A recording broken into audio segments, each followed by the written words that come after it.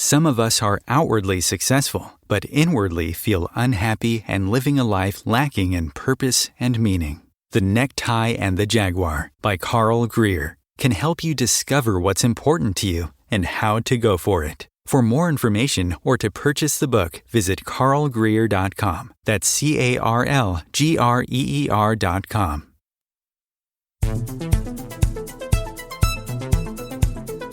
My name is Victor Fuhrman. Some call me The Voice. I've always been fascinated with human nature, spirituality, science, and the crossroads at which they meet. Join me now and we will explore these topics and so much more with fascinating guests, authors, and experts who will guide us to Destination Unlimited. With the growing number of people espousing pagan practices and publicly declaring themselves as witches, where may they turn for support, like-minded community, and practical resources? My guests this week on Destination Unlimited, Killion, Manicke and Norah Dawson, are the founders of Coven Cloud, a digital platform for pagans. Killion is the Chief Conjurer and has felt the calling of magic since she was a small child. Manicke, the Spiritual Illuminator, is a pagan witch and a naturally gifted intuitive psychic and medium. Norah Dawson, Coven Cloud's spiritual guardian, is an empath, clairsentient, and clairaudient. They join me this week to share their respective paths and how they came together to create Coven Cloud. Please join me in welcoming to Destination Unlimited Killion, Manicke, and Norah Dawson. Welcome. Hey, Arthur, it's great to be here. Hey, thanks for having us. So let's start with your respective paths and how you came to recognize magic, that's with a K, in each of your lives. Megan, you start. Sure. So I was raised Christian, and my parents were not any of the negative stereotypes we hear about Christians, right? They were very positive, uplifting people. They came from what is now an affirming congregation. But I was raised very, very Methodist, and my parents were very strong in their faith. I had visions from the time I was a very young girl, including one when I was about 4 years old, where a family friend by the name of June Watson kept coming to me in dreams and telling me that she was in trouble. And so I was basically up in the middle of the night screaming at my parents that we had to go to her house immediately. There was no time to waste. We had to be there. And my parents were trying to, put their kid back to bed, and they weren't listening to me. And so finally I broke a lamp and I said, well, then if she dies, it's your fault. And my dad got up and went to her house because something about that level of, anger and frustration from me got him to take action. And he went over there. And she was passed out on the floor at the foot of her stairs. Her breast cancer was back. And when my dad took her to the ER that night, they basically told him that if he had waited, if she hadn't come in that evening, it would have been too late for them to do chemo or radiation. And she went into remission and had a couple more years with her family, which we were all really grateful for. So that was sort of like the first knowledge I kind of have of the visions being true, of seeing these things before they happened. My parents reacted by very much pushing it down, right? So I was always told that I shouldn't talk to other people about these things, certainly not at church, and that, maybe it was a gift, but if it was a gift, it probably wasn't a gift from God, and that I should be worried, that I should be scared of demons and the devil. And so for most of my childhood and early adulthood, I identified as things such as spiritual but not religious, Unitarian, agnostic. And most of that was just to avoid fighting with my parents. The biggest blow-up fight my mom and I ever had was me telling her that I didn't believe Jesus died for my sins. So my mom and I were best friends, but this was always a very heavy pressure point in our relationship. 3 years ago, my mom passed away of lung cancer that metastasized to her brain. And a short 10 months later, my dad passed away from complications with his diabetes. After they died, I really started delving deep into shadow work, energy work, a lot of like affirmation and manifestation, really kind of self-healing from a lifetime of trauma through spiritual work. And it was in that I discovered that I'm very much pagan, that I'm very much a witch. I learned words for the things that I am, like clairsentient. And along that path, I started reaching out to other people with gifts and with a magical path, like Lauren and Norah. I'm sorry about the loss of your parents, but I have to ask, were you able in that work that you did to find forgiveness? Yes, both ways. So one of the things I don't talk about a ton is that my mom and I got into the biggest fight of my life less than a month before she passed away. And I had just had twin babies. I have twin toddlers. They're now 3 years old. They were premature. They were 6 weeks premature. My mom came down to visit in March for my birthday.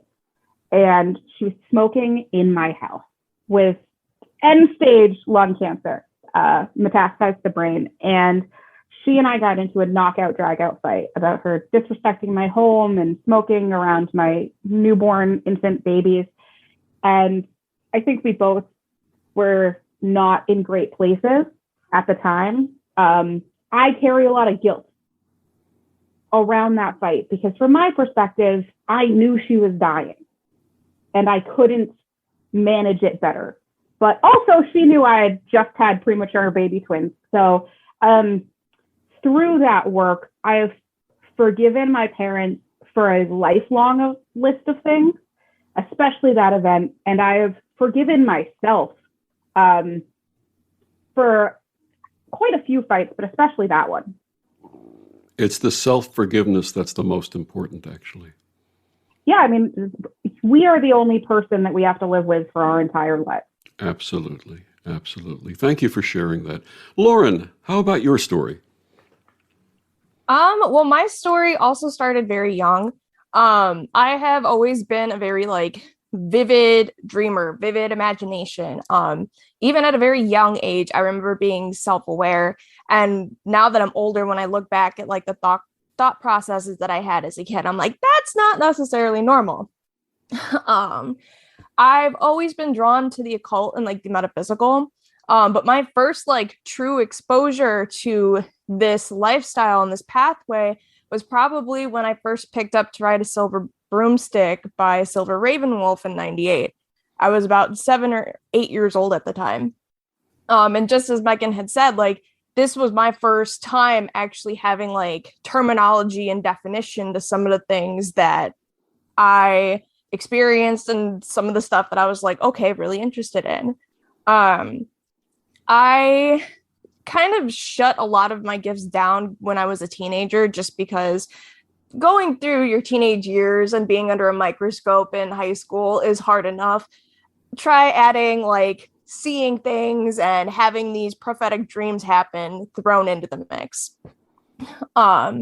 So I turned a lot of it off until after high school, when I finally was just I'm not living my best self. I'm not doing what I'm truly meant to do. And it actually took the loss of a friend that opened that door back up for me again. I was in my senior year of high school, and a friend of mine had passed away by suicide. And it wasn't anything that I was ever it did not prepare me for anything. It was such a shock to me having to go through and having to mourn that and grieve that, especially at such a young age. So when a couple weeks went by and he started visiting me in my dreams, that was kind of my moment that I realized, okay, it's not all just Hollywood and fantasy, and this stuff is legit. This stuff is real. And just, I've never ever stopped having that interest, never stopped having that thirst for knowledge into these different pathways. And now that I'm like 30 years old and I'm like, this is what I am. I'm a professional witch. Like it's amazing. So yeah, that's kind of where a short summed up version of how I got to my path and what I do now. I would classify myself as like an eclectic pagan witch, and more recently started following modern Hecatean witchcraft. So that's kind of where I'm at. And did that path also lead you to paranormal investigation? Oh, yes, it did. Of course it did. I actually, for a little bit, started, me and my friends had a paranormal podcast that we did. And now that I'm older and I'm allowed to do adult things, we go on paranormal investigations. And it's a whole world of even more occult and metaphysical stuff. And I love it. I love all of it. Absolutely. Thank you for sharing that. Norah, tell us about your path. Hi, thank you. Okay, so like the other two, it started very young for me as well. I was adopted, and I was adopted as an infant. And so that, I think, gave me a little bit of the insight. I'm very empathic, and I didn't have a very good relationship with my mother. I think a lot of it was because I could feel and just had that sense of knowing. Like, they always told me I was adopted, but I just knew, and I didn't feel home. I didn't feel like I belonged. And, like a lot of young kids who don't belong somewhere or don't feel that they belong somewhere, they find a place to belong. And witchcraft had always been something, like I would see it on TV, I would see it in the movies, and it was always something that really intrigued me. I would be the one playing in the dirt making potions. I would be getting all different herbs and all different leaves and sticks and water and, making these potions all the time. And obviously, fast forward, I know now that I am a kitchen witch. Also, I am like Lauren, I was always able to see spirits. I grew up in a very old house, and it was very active. And I learned very quickly that I was not able to talk to anybody about it, because when I did, I was told I was crazy, go to my room, don't talk that craziness around me. We should send you to an institution, that kind of stuff. So I learned very quickly to shut it down as well. I turned off everything. And then when I got into 8th grade, I've met people who, were into witchcraft, and, that spark relit right away. And it was just like, oh, wow, I'm not the only one. And so we would go, there was a little metaphysical shop down the street from our school, and we would sneak over there any chance we could get. My mom would find my candles and throw them away. So I stomped it down again after being sent off to boarding school because I was getting into too much trouble with everything. And it wasn't until I was about late 20s, early 30s that I got into Reiki, and I got into energy healing. And so again, that ignited my gifts. And I learned a much better way to handle them and to hone them. And then I turned into a Reiki master teacher. I went through all of the classes and all of the attunements, and here I am now. Thank you for sharing that. It's interesting. I grew up in the 1950s and 60s. I'm a couple of years older than you guys.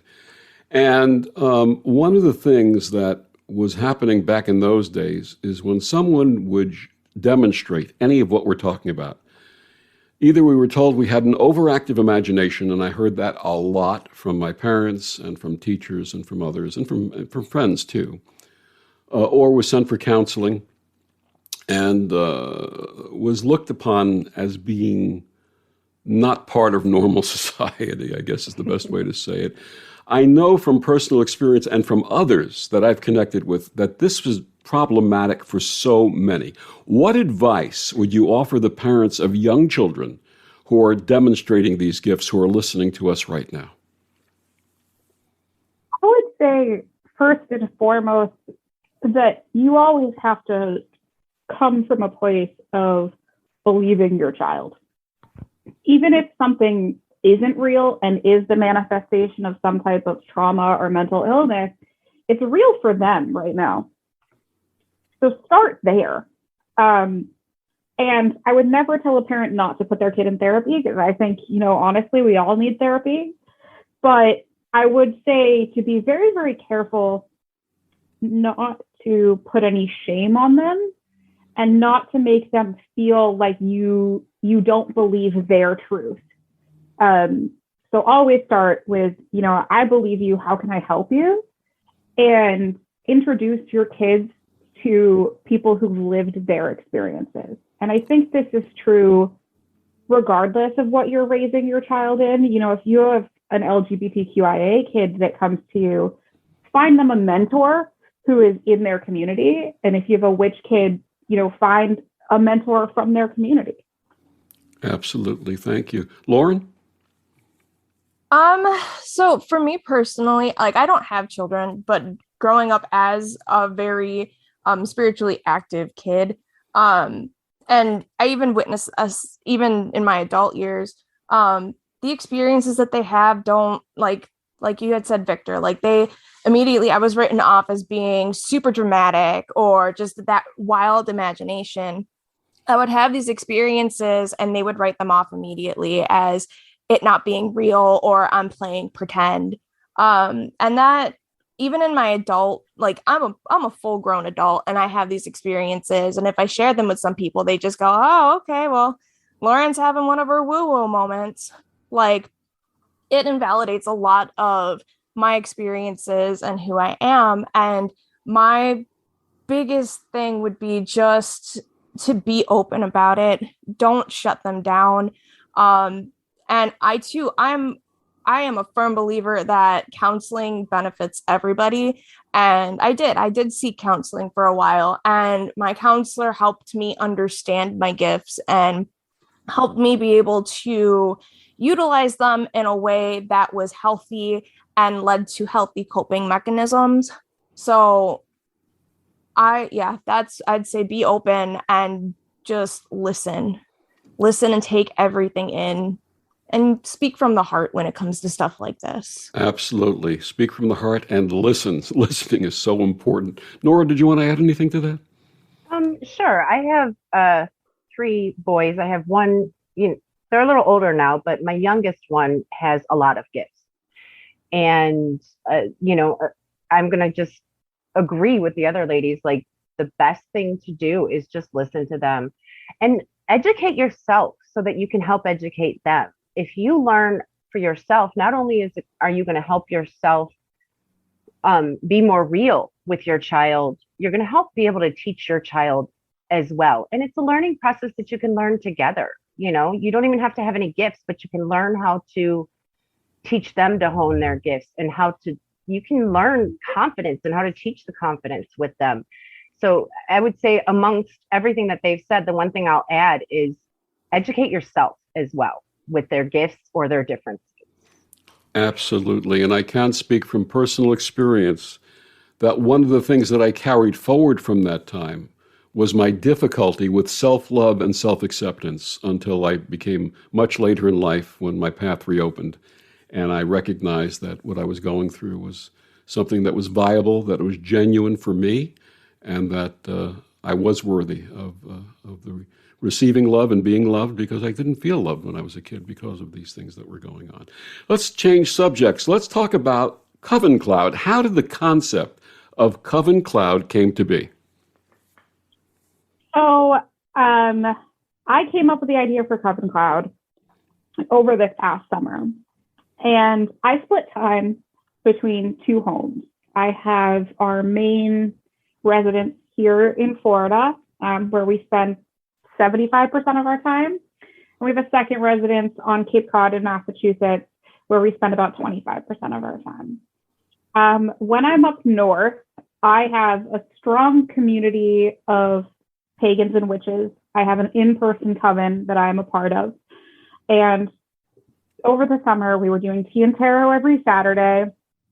I was part of a very powerful healing circle that actually took me from being on the threshold between beginning stage and moderate to severe aplastic anemia to my last appointment with my doctor. He said, I hesitate to use the word remission given your history, but there's nothing in your blood work that would be concerning to me as a new patient. After a healing circle and coming off all of my medication. I also went to regular Reiki circles and just had a really strong in-person support system. When I knew that we had to come home after the summer and that I was going to be going back to Florida, it felt like pieces of me were shattering, like I was cutting off my arm because I was going back to a place where I had absolutely no contact and no lifeline to paganism or witchcraft. The metaphysical shops here are a little bit more spread out. It's a more dangerous environment, in all honesty, for being outwardly pagan. I'm south of the Bible Belt here, and there's a church on literally every street corner. So I just felt like I don't even know how I would go about making witchy friends. I really want to stay in touch with my coven and continue to grow together. And I started by creating like a shared photo album on our iPhones, and that was not enough. I talked to my group about the possibility of like having a Facebook group, and I have a couple people in my coven who are just uncomfortable with Facebook for a variety of reasons, including anonymity. And so I realized that if I wanted this space for myself, I was going to have to create it. And I started doing that. And the minute that I aligned with my purpose, I quit my full-time, very high-paying job in August and went back to my consulting business and scaled it to an agency and also started Coven Cloud. When I did that, things started falling in my path. Initially, Molly, my co-founder, who is responsible for a lot of the web development, and Lauren and Nora, they all just kind of like came to me, and I realized this is it. I am answering a call, and everything has sort of evolved from there. But initially, the concept was just, I want my coven and I want it digitally. How do I do that? That's wonderful. How was this digital platform originally funded? So out of pocket, I spent a little over $6,000 of my own money on Coven Cloud. And then we had a Kickstarter that ran for most of the month of October.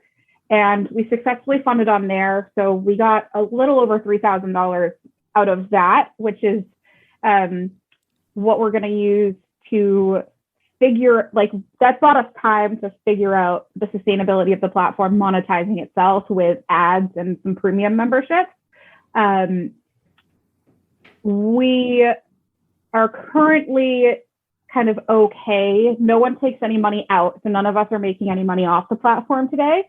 And we do have the ability for our community to kind of subscribe to a supporter level and just kind of like give us, $5 or $10 a month to keep the platform running. And how may listeners find out more about Coven Cloud? Probably the easiest way to get to kind of all our links is to go to Linktree/Coven Cloud. That's linktr.ee/Coven Cloud, COVENCLOUD. And that has most of our links are right there. So they can navigate to whatever their preferred platform is, whether that's Facebook or Instagram, or they want to come to Coven Cloud itself. And we'll be back with more of Megan, Lauren, and Nora after these words on the OMTimes Radio Network. The cutting edge of conscious radio. OMTimes Radio. IOM FM. OMTimes magazine is one of the leading online content providers of positivity, wellness, and personal empowerment. A philanthropic organization, their net proceeds are funneled to support worldwide charity initiatives via Humanity Healing International. Through their commitment to creating community and providing conscious content, they aspire to uplift humanity on a global scale. OMTimes, co-creating a more conscious lifestyle.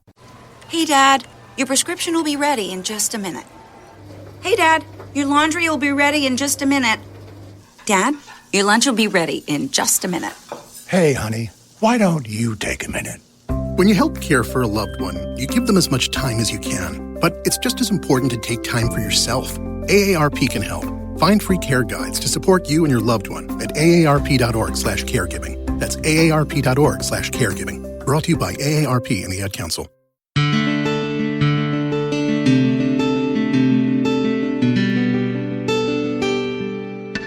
Back on Destination Unlimited, my guest this week, Megan Killion, the Chief Conjurer, Lauren Manicke, the Spiritual Illuminator, and Norah Dawson, the Spiritual Guardian from Coven Cloud.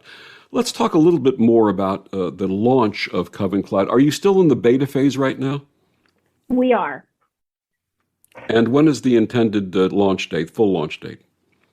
Initially, we were targeting December, but we've had some internal changes with staff. So we're kind of waiting to fully move out of the beta stage until we confirm our chief technologist, chief developer. Molly is still with us. She's our web fairy. She just is kind of stepping down out of that role to put someone a little bit more senior in place. Right now, our beta platform is built on WordPress, which is fantastic for the size and scope of the project today. However, their infrastructure is not built to scale to like a full-scale social network. Right around the 50,000 user mark, we'll collapse their infrastructure. So we are still hoping for sometime in 2022. We just haven't set an exact date yet. But in the interim, people can follow by going to that link that you had shared before. People can join the platform today. They can add friends. They can join a coven. They can create their own coven. They can share photos and statuses and documents, all sorts of things. The platform is fully functional. It's just, we're calling it beta because every single day things are changing. We like to say, prepare for the unexpected. Who knows what you'll come into today? Absolutely. In my introduction, I shared how many in the pagan community are open about their practices and are more publicly declaring themselves as witches than ever before. From your personal experiences and the experiences of those you've met on the path, why do you think this is happening right now? I feel like this is going to be a bold statement, but I feel like right now is one of the safest times in history to date to do so. And that's not to say that there isn't still grievous dangers and prejudices out there. But for example, when I host circles in my home, we'd be sitting in my living room with the windows open, the blinds and the draperies all open, and sitting in a circle talking about this stuff. Whereas once upon a time that you don't do that. You do that behind closed doors where nobody else is around and you keep it very hush hush, I also feel that with the global pandemic, a lot of people were forced to slow down, essentially having to face themselves and do a lot of soul searching. Whether you call it breaking out of the matrix or answering the witch's call, so many people have found themselves asking those deeper questions and having to sit with it and truly understand what it means to them. And lo and behold, turning to the craft has been where all those answers are. Social media has provided that outlet for people to find some of those answers. And I know I hit the pandemic and I was burning the candle at both ends. I was full-time job. I was going to school full-time. I was doing all these things. And all of a sudden, all of that stuff came to a halt. I wasn't continuously having to live deadline to deadline, and I had to find other means to utilize my time. So I ended up going inwards, and believe it or not, I fell down the TikTok rabbit hole. And even though I have books and I have different podcasts that I listen to for sources of information on the different spiritual paths, the occult, the metaphysical, I was finding that there's this whole new movement of witchy creators actually telling their stories and sharing their practices. And it's giving answers and guidance to those who all of a sudden found themselves questioning deeper things, questioning the deeper meanings behind things, experiences they too had before in their lives that they just wrote off as some crazy happenstance, or they're finding other people who have had the same thing. They're finding their community. So they're doing more and more people are coming out and going towards the witchy paths and paganism, because let's be honest, we're out there with open arms and we just want to talk about it. But for so long, we've never been able to. And now here we are. We're able to do these things. Norah, would you like to add to that? No, she covered pretty much everything. I mean, I agree fully. Like I think the biggest thing is there's a lot more of a sense of welcoming in the pagan community, in the witches community, because we've been ridiculed for so long. We're like, we don't want to do that to people. We want to love everybody and teach and open our arms. So we're much more welcoming and opening. What are the needs of the pagan community today? Oh, I'd say without a doubt, resources, proper information, open-hearted guidance. So when someone comes to you or there's a question being posed out there, not meeting that with judgment or disdain, but just being open and listening. And definitely a respect for closed practices, and honestly, just that, community. We're all in this together, and nobody knows what happens at the very end of all these paths. We're all sitting together and we're discussing it. We're being open, we're sharing. And honestly, I feel like those are the needs of the pagan community today. Anyone else want to add to that? Lauren nailed it. I think so. Okay. What are some of the prevalent threats that pagans are facing? Well, I think Lauren kind of touched on it a little bit. Misinformation is probably the number one problem and threat that pagans, especially new pagans, are facing, because, right now with the influx of all these pagans, all of these witches coming out of the woodwork, coming out of the broom closet, so to speak, there is an influx of misinformation and, casting spells and working magical workings. If you have to do it the correct way, and you have to, there's certain herbs that you have to use correctly. There's certain incantations that you have to use correctly. Your words are your spells. You have to be impeccable with your word. And if you're not guided in the right direction, you could really miscommunicate the intentions of your workings. But on the physical level, there's a lot of still physical threats. I mean, I know shop owners who have had threats of their shops being burned down because of, the blasphemy that we're teaching, and people's cars being keyed, and there's a lot of physical stuff. There's physical altercations that are happening, that happen with all kinds of people who are considered less than, who are minorities. I'm sorry, that is the word I'm trying to find. Any culture, any faith that is not the norm, or what everybody thinks should be, they all face that, the physical threats, the emotional threats. So I mean, there's a lot of them. Is inclusivity as much an issue for the witch community today as it is in other aspects of society and culture? Absolutely. Absolutely, without a doubt.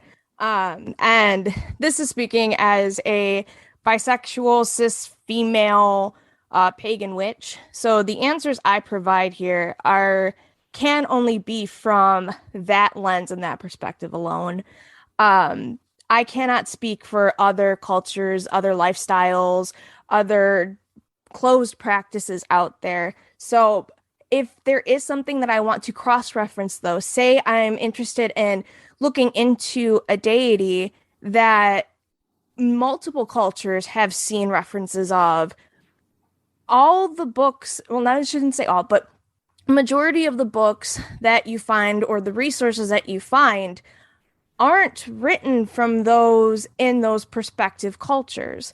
A lot of the inclusivity where the issue lies is giving those of those respective cultures the voice to tell their tales and tell the stories as they should have been told. Like, a lot of it is whitewashed, and it's not coming from the true source. We're not giving the voice, or we're not giving the platform to the voices as we should be. So that's kind of where we're coming from with that. It is a huge issue in the community. Are Black, Indigenous, people of color witches, are they underrepresented in the community? Absolutely. And that kind of links into what I was saying before. They are highly underrepresented and misrepresented. And a lot of that stems from white voices speaking over BIPOC voices. And the best way to have them represented in the community is by giving them the microphone, giving them the platform, and saying, this is for you to speak on. This is for you. This is not from me. This is for you.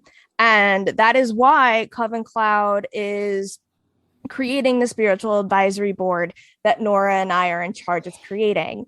It is to make sure that all cultures are represented, all lifestyles are represented, and should someone have a question from one of these pathways, me as the spiritual illuminator can illuminate that person, those group of peoples, or that pathway to that person to be like, I cannot answer your question, but here are the experts and the experienced practitioners who can. And how do you address that with non-binary people? Same thing. If we create with the same thing with BIPOC and Indigenous practices, if we don't limit our spiritual advisors to just those who are cis hetero male or cis female, like, if we represent on all spectrums of the rainbow, then we can do the same for non-binary. We can do the same thing for trans. We can do the same thing for anyone who feels marginalized and does not feel represented. What plans? Sorry. I'm sorry. Go ahead. No, you're okay. So first and foremost, on the platform, we want to give people their own space to feel safe and included. So before you can give a voice to the BIPOC community, before you can give a voice to non-binary or trans people, you first have to make them feel safe. Because these are people who historically have been marginalized, and they have, in many cases, suffered severe violence from others just for existing. So before we do anything else, we have to protect them. And I also just wanted to kind of touch on, when we're talking about inclusivity and giving a voice to marginalized communities, we have to come at it from an angle of understanding that we are playing catch up for centuries of violence and perpetuated ignorance. And when I say that, I mean, we live in a country where even after we abolished slavery, we limited the access of education to people with a different skin color than us. So Absolutely. It is ridiculous to expect them to have the same vastness of published knowledge, which is why when you say you go and Google witchcraft, you're going to see predominantly white voices, because those BIPOC voices have not been given the chance to grow. And we want to make sure that not only are we making space for them on the platform, but we're making it clear that we're going to support them in catching up, in taking pieces of their history that should have been documented that were not, and helping them to document them. It's wonderful that witches are making the effort to do this on behalf of these marginalized people. You are so far advanced from our society. It's truly wonderful what you're doing. Thank you. Thank you for doing that. Have any of you personally faced bigotry or rejection because of your faith, or personally felt threatened?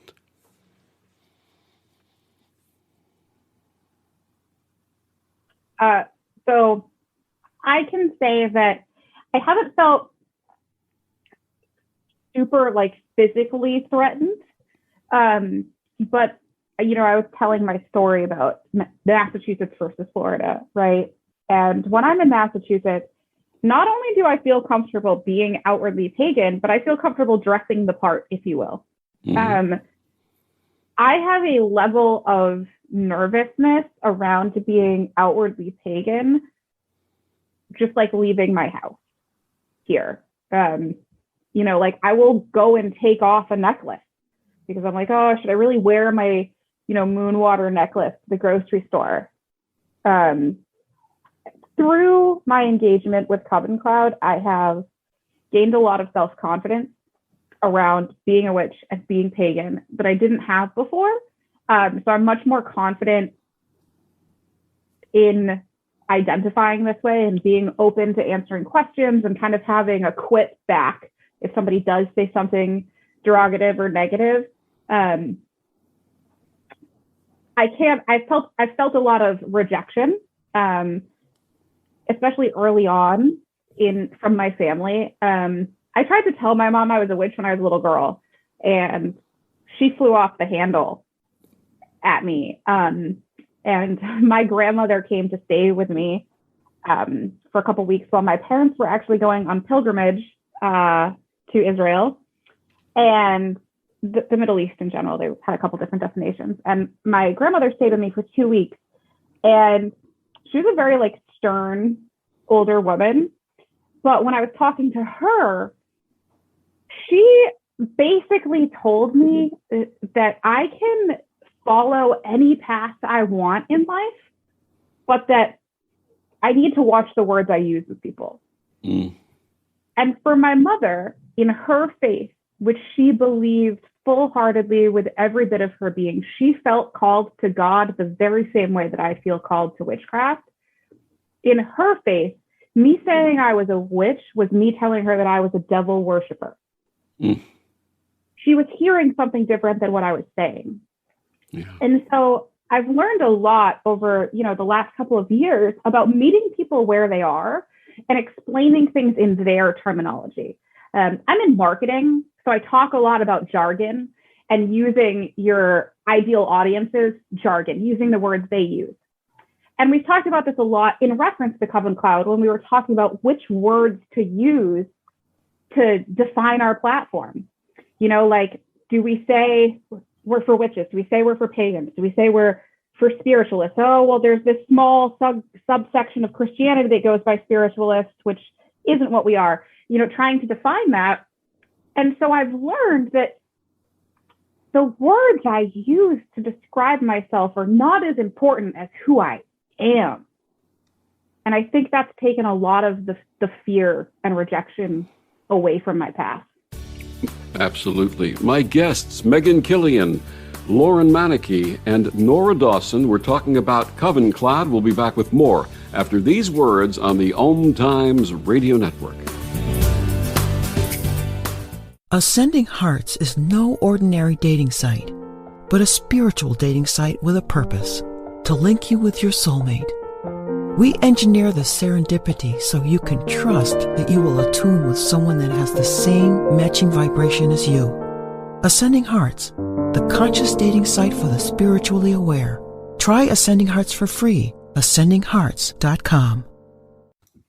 Humanity Healing International is a small nonprofit with a big dream. Since 2007, HHI has been working tirelessly to bring help to communities with little or no hope.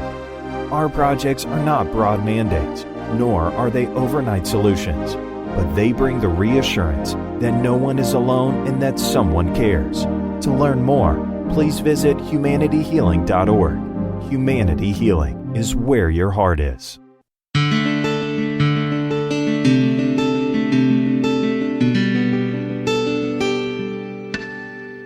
Back on Destination Unlimited, my guest this week, Megan Killion, Lauren Manicke, and Norah Dawson. We're talking about Coven Cloud.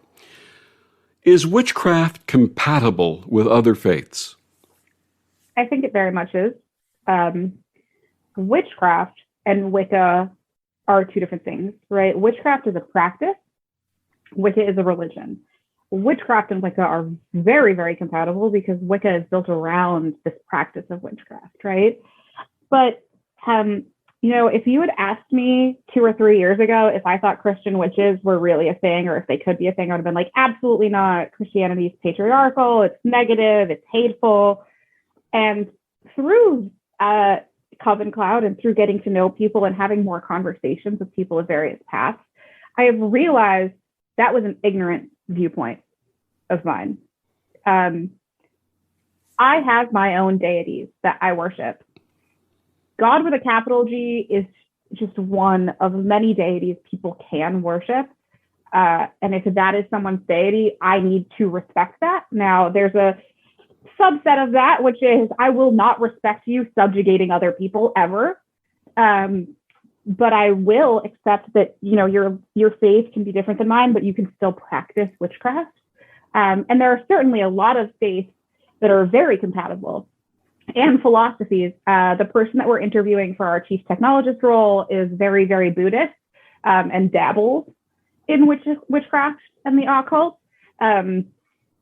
We've talked to people that come from various faith backgrounds. I actually was talking to someone just the other day who is Jewish and has been Jewish for her entire life. She's Jewish in both her faith and her heritage, but she's also a witch. And listening to her tell me about, her story and her practice and her faith was very interesting. And so it's really opened my eyes to understand just how compatible these things are. How do we protect the witch community from predators? The best way we can, there's not really one way to say, okay, this is a predator, unless, you have multiple experiences with this person. For example, a lot of readers or psychics, they will go into your inbox, into your DMs and say, hey, I felt very called to you. I would love to give you a reading. Just pay me this amount of money. Every single one of the predator. That is, so if we educate people enough and let them know, because no true practitioner is going to reach out to you and hunt you down. You are going to find your way to them. That is the number one way that you will know whether they are a predator or not, is when they come to you. Nobody is called to come and have you pay me for a reading. And the best way to keep people safe from that is to work as best as we can to weed them out. And again, that is the job of Lauren and myself for the Spiritual Advisory Board, to bring in people with masters of their faith, if you will, and they have that knowledge, so we can weed out the ones who are bringing misinformation, that kind of stuff. That is the best way to keep people safe, is to keep the education correct, and make sure that we have the people who are giving this information are in fact knowledgeable. And that leads to the question, how does one differentiate between an experienced occultist and the scammer? Well, for me in particular, I have, trust your intuition, number one. Trust yourself, trust your intuition. And if it doesn't feel right to you, 9.5 times out of 10, it's not right.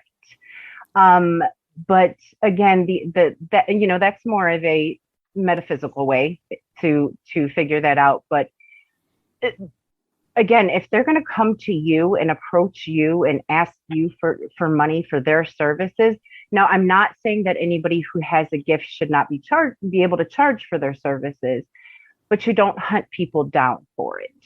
So if that, you'll know whether they're experienced or not, just in that simple fact. If they come to you and they're trying to get to you, they're probably not as knowledgeable as you would need them to be. That leads Specific to our platform, we have a lot of rules around not selling and not offering these things unless you go through an approval process. And Nora's sort of our resident vibe checker because she is gifted intuitively, and she knows immediately when people have bad intentions or when they have good intentions. And, you know, we go through an interview process. Outside of that, on the platform, we are strictly, you cannot do this. You can't be reaching out to people to try to make money off of them, any of those things. And then I know Norah touched on it, but I just want to double down that it's so important for us to do the education so that people know what to look for. That leads to an overriding question, something that I've personally dealt with, and I have many friends who have. Those of us who practice spiritual energy practice, including healing, sometimes the concept of exchange and monetization is a challenge. How do we get over that, and can we ethically do that? Well, honestly, the way I look at it, now I offer readings here and there, but the best way that I explain it, because I've talked to someone about this before, is when you think about the principle of equivalent exchange. It's when the object or goal of a person, it's like, what are they willing to trade that is equal value for what that other person is trading with? So for example, if I am purchasing a Reiki session with Norah, I am not just buying 45 or however much time it takes her to do what it is I want her to do with her practices. I am purchasing the years of training, certifications, the spiritual exploration, the energy exchange, and the use of her gifts that's taken her years to be able to hone and to make her own, to be able to do exactly what she needs to do in 45 minutes. That's what I'm paying her for, or I'm trading her for. I know with the platform, we're still having conversations on ethically monetizing witchcraft as far as like our ads and stuff go. But if anyone else wants to chime in on this, that's kind of my mindset of, I don't mind paying someone if I know that they've really spent all their time, their expertise in honing their craft, and I know it's going to come out being what I want it to be. I think there's an even deeper question, right? Which is like, is it ethical to monetize anything? Yeah. And if it is ethical for me to monetize my other talents, right? Like the years of experience I have in marketing, if it's ethical for me to monetize that, which is a skill that I have developed over time, it's also an intuition practice, to be honest, marketing. If that's ethical, why would it be unethical for me to monetize my magic? The only kind of like caveat there is intention matters, especially in magic. If your intention is to rip people off, that is unethical. If your intention is to share of your gifts, but protect your energy and, you know, serve your family and live your life, of course that's ethical. I wish I had the three of you and your wisdom in the 1980s when I started my Reiki practice. And, you know, something that was very difficult for me was the concept of accepting money for doing the work of healing, which I thought was something that I should give freely. And you know what? You're right. Energy exchange. And I think that's something everybody has to come into the reality of understanding. How would you like to see Coven Cloud evolve over the next few years? I would love for Coven Cloud to become kind of the first and foremost place people visit when they start exploring. I want us to be so full of knowledge and community that when you think, I wonder what my path is, we're your resource, and that we are here to answer any questions you may have related to that. We have a lot of plans for the future in terms of like the platform itself, the technology, and creating some matchmaking so people can come in and be like, I'm lonely, put me in a coven and answer some questions. And we do that, building a mobile app, getting some geolocation on for more of a find my friend aspect. But ultimately, Coven Cloud for me has become my family. It has become like our team is my coven, our Slack chat, our back channels, even on Coven Cloud. Like these are my people, and I found them, and I no longer feel lost or like I'm wandering. I want to replicate that experience for every single person out there who is answering the witch's call, who feels called to a higher purpose or to their higher self. I want them to feel like there's nothing wrong with you. You are not alone, and you will have your people. And I want to replicate that so many times for so many people. I hope there is never again a little 13-year-old girl in her room sobbing because she feels like she's broken in some way. And Megan, one more time, please tell listeners how they can find out more about Coven Cloud. The best way is to go to Linktree/Coven Cloud. It's linktr.ee/Coven, COVEN, Cloud, CLOUD. Megan Killion, Lauren Manicke, and Norah Dawson, thank you so much for joining me and sharing this wonderful project and the work that you're doing. Thank you for having us, Victor. Thank you so much. Thank you so much. And thank you for joining us on Destination Unlimited. I'm Victor, the Voice Fuhrman. Have a wonderful week.